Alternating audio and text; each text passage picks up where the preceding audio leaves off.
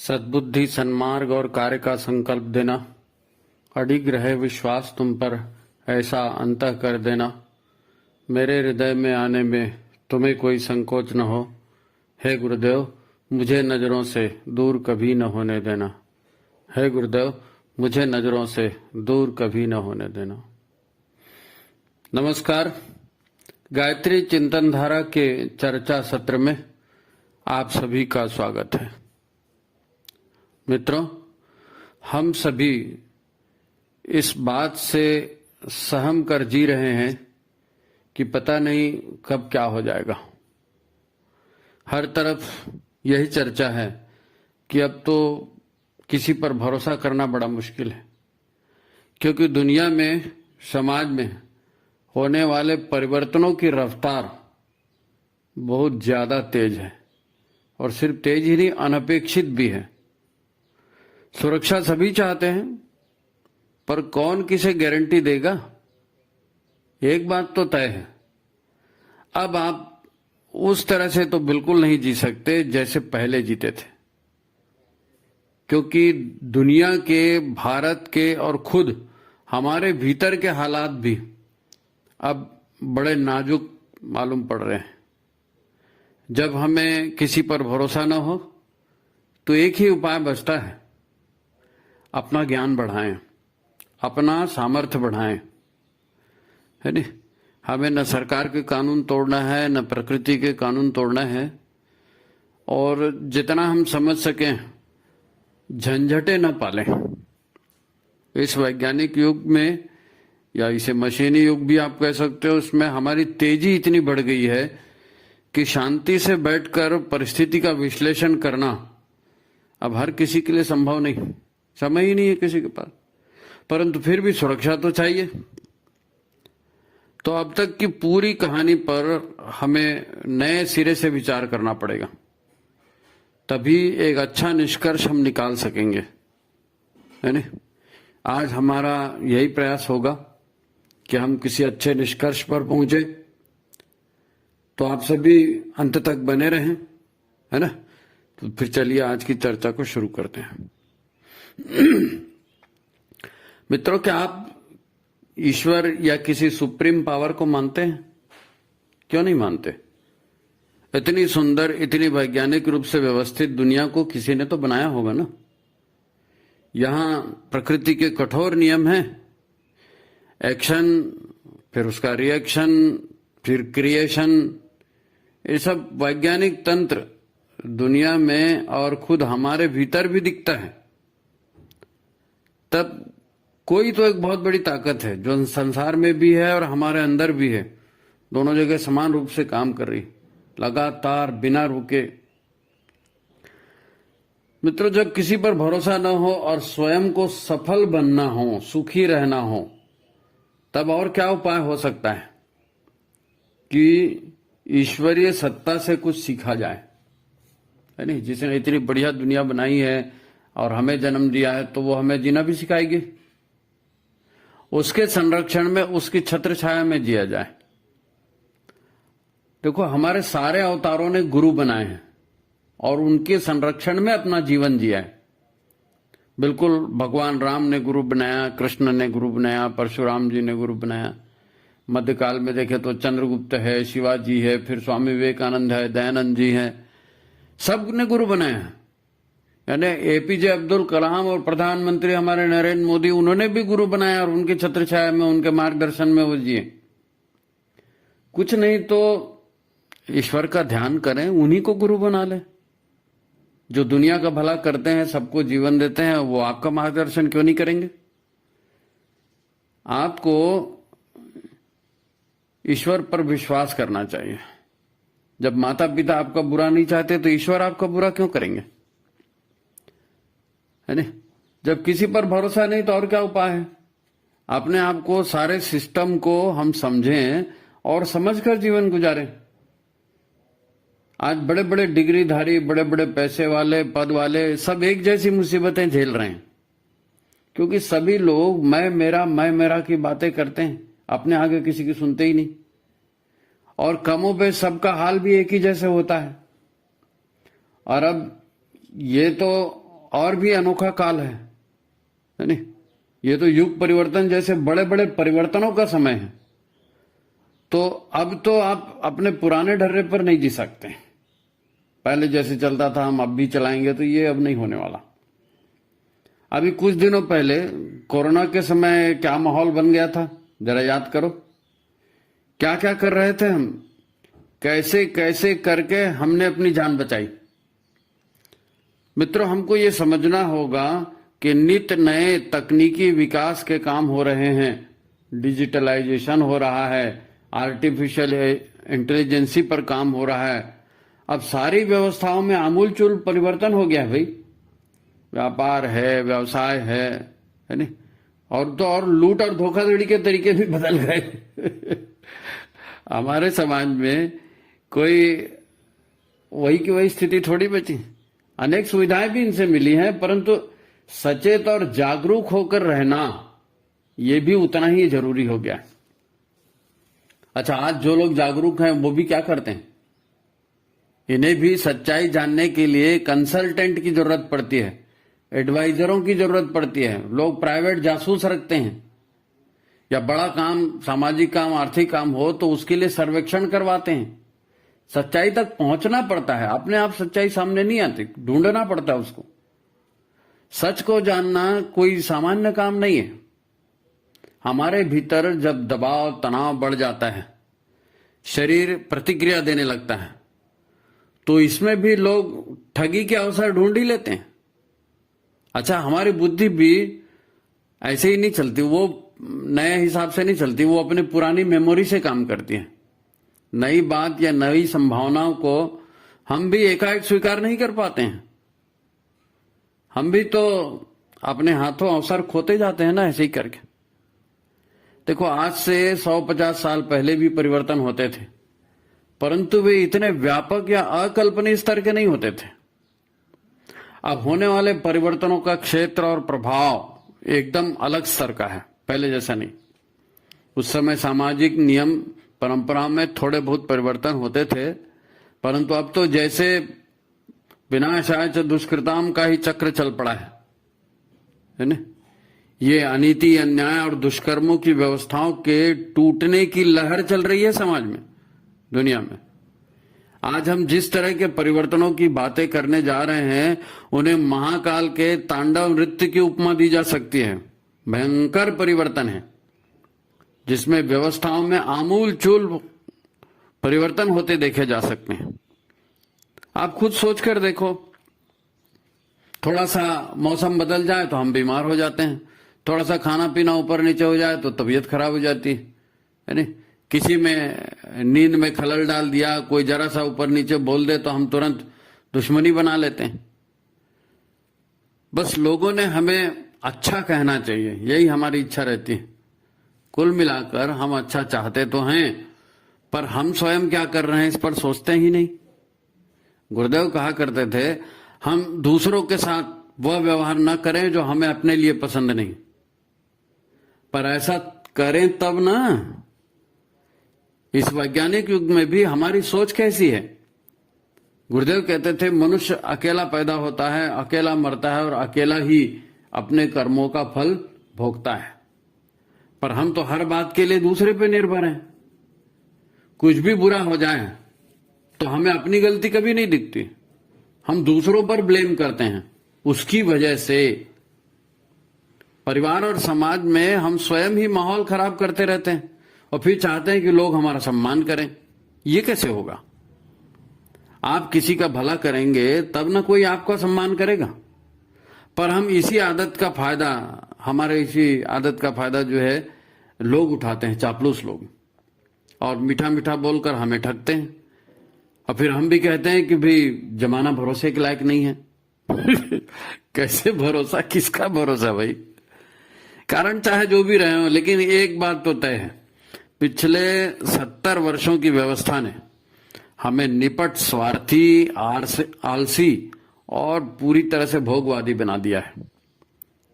हमारे घर में भी यही चलन चल पड़ा है। हमारा बच्चा महापुरुष नहीं, राजा बेटा होगा, चांद सी बहू लाएगा, दूर गगन की छांव में एक बंगला बने न्यारा, सोने का बंगला, चांदी का जंगला, ये सब दिमाग में बचपन से। और लड़कियां भी सौंदर्य और कपड़ों पर ही ध्यान देती हैं। घोड़े पर बैठकर कोई राजकुमार आएगा और धूमधाम से ब्याह के ले जाएगा, फिर वही राजा रानी का संसार, कोई दखल नहीं, मुझे रानी बना के रखेगा। ये सब चिंतन निकल नहीं रहा है दिमाग से। युवाओं को प्यार का भूत है और बड़ों को धन संपत्ति बटोरने की लालसा, है नहीं? माता पिता भी बेटी के लिए वर देखते थे तो तनख्वाह से ज्यादा ऊपरी कमाई कितनी है उधर ध्यान रहता। दहेज की मारा मारी भी कल तक होती थी, उसका कारण क्या यही है? आप सोच कर देखो, ऐसी सामाजिक व्यवस्था भला कितने दिन तक चल सकती है? देखो, सेकंड वर्ल्ड वॉर, द्वितीय विश्व युद्ध यानी 1930 के आसपास तक पूरी दुनिया में लुटेरों का ही साम्राज्य था। खुलेआम गुलामी कराई जाती थी। दुनिया में औपनिवेशिक व्यवस्था थी। विज्ञान के विस्तार और शिक्षा के विस्तार से औपनिवेशिक व्यवस्था का जाल तो टूट गया, पर उसकी जगह कॉर्पोरेट कल्चर ने ले ली, है नहीं? पूरे देश पे कब्जा करें, उससे अच्छा कंपनी बनाओ और अर्थव्यवस्था पे कमजोर करो। आखिर पैसा ही तो चाहिए ना। तो इस नई व्यवस्था में सत्ता तो देशी लोग ही चलाते हैं, परंतु लोकतंत्र, धार्मिक स्वतंत्रता, मानव अधिकार, पर्यावरण संरक्षण, इन सब के नाम पर नए तरह का आतंकवाद दुनिया में व्याप्त हो गया। अच्छे अच्छे शब्दों की कारपोरेट लुटेरी संस्थाएं आतंकवाद और नशे का व्यापार करके लूट और शोषण की प्रक्रिया लगातार जारी रखे हुए हैं। यानी साम दाम दंड भेद की ये नीति आज भी लूट का आधार है। विज्ञापनों की दुनिया में, ब्रांडिंग की दुनिया में छल का पूरा बाजार आज हम सबकी परेशानी का कारण बना हुआ है। एक सूत्र तो आपने भी सुना होगा, सभी लोग प्राय कहते रहते हैं कि जब तक मूर्ख विद्यमान है, होशियार कभी भूखा नहीं मरेगा। तो अब हर कोई एक दूसरे को मूर्ख बना रहा है और हम इन्हीं सबों से तो परेशान हैं, इसीलिए किसी पर भरोसा नहीं होता। जमीन जायदाद, खेती, परिवार सब छूट गया। पति पत्नी और एक बच्चे की दुनिया हो गई है। लोन में घर लेना है, लोन में गाड़ी लेना है, अकेले अकेले का संसार बन गया है नहीं? मनमाना टेंशन दिमाग में पाले जा रहे हैं। अब एक ही बच्चा होता है।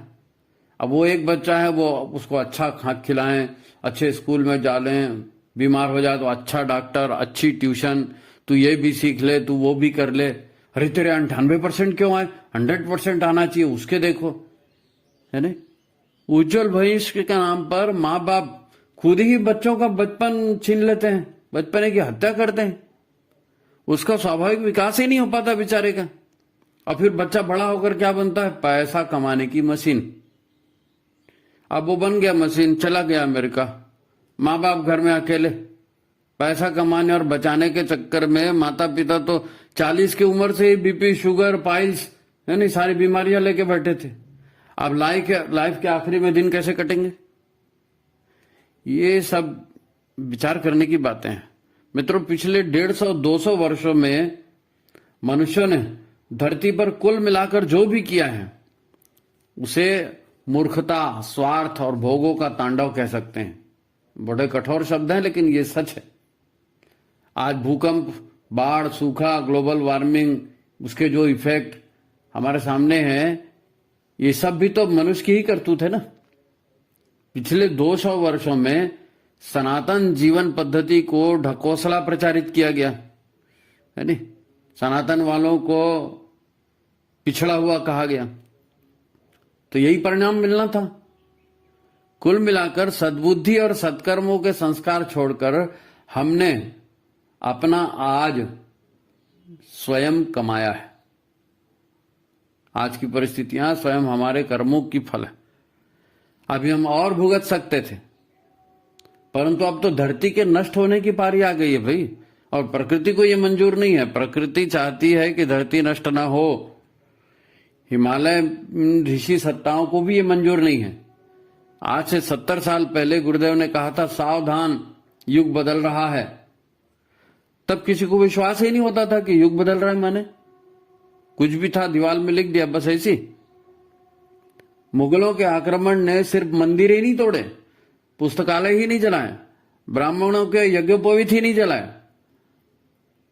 उसके बाद फिर अंग्रेज आए, उन्होंने भी लूटमार करी, फिर उसके बाद वो अपने पीछे इन काले अंग्रेजों को छोड़ के गए।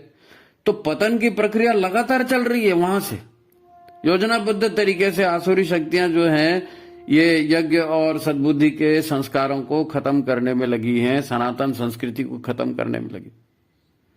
जब गुरुदेव ने गायत्री और यज्ञ को सर्वसुलभ किया और कहा कि जाति से तो हम सभी मनुष्य ही हैं, जो ब्रह्म ज्ञान प्राप्त करेगा, लोकहित में जीवन जिएगा, वो ब्राह्मण है।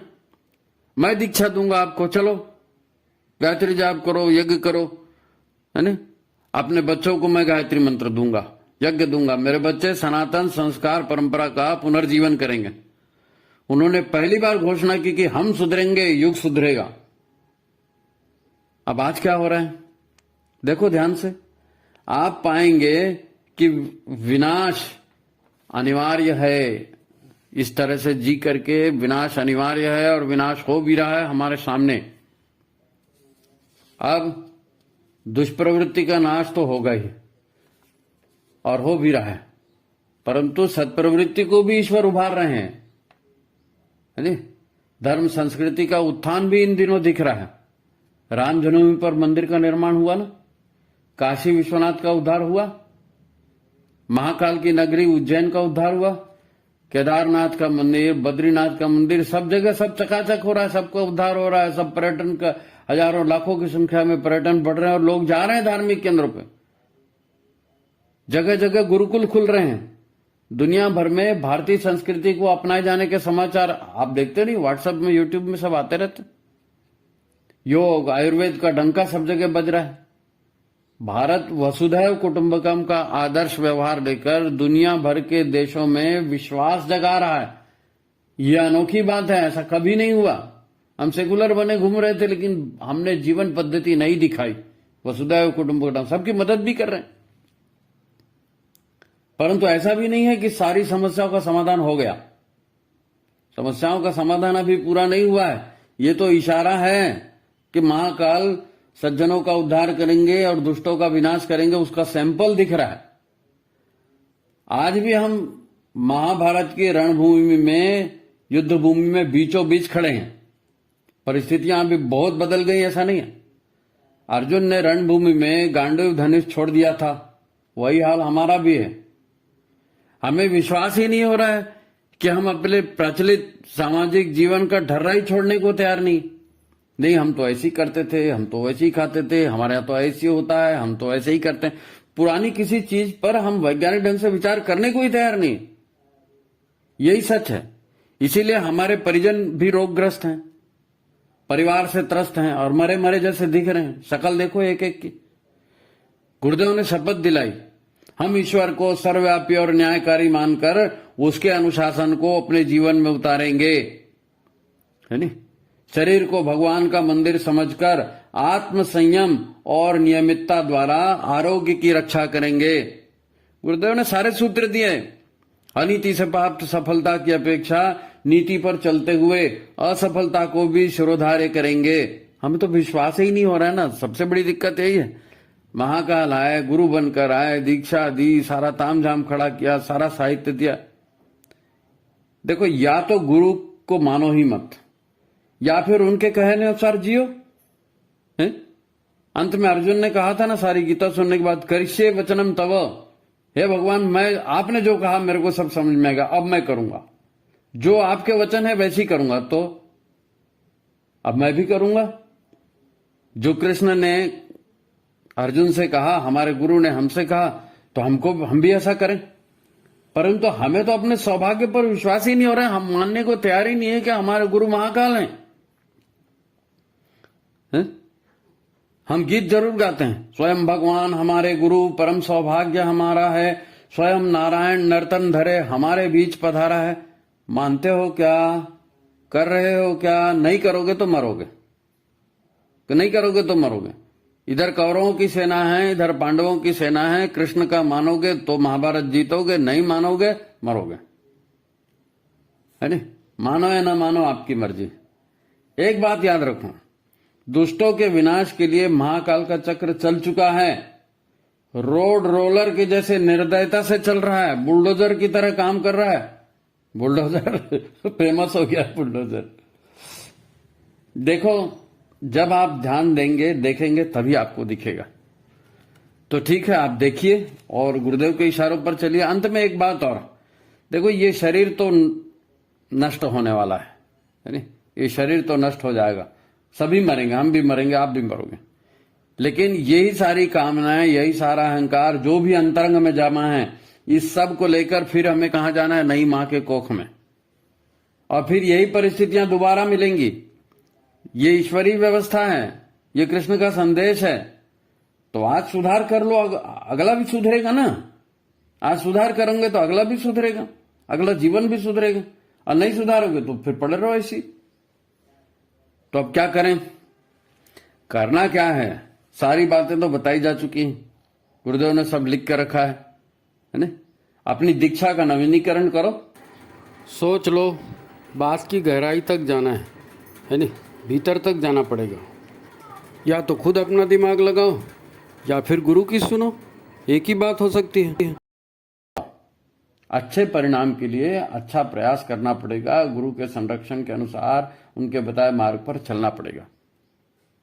चलोगे तब ठीक होगा।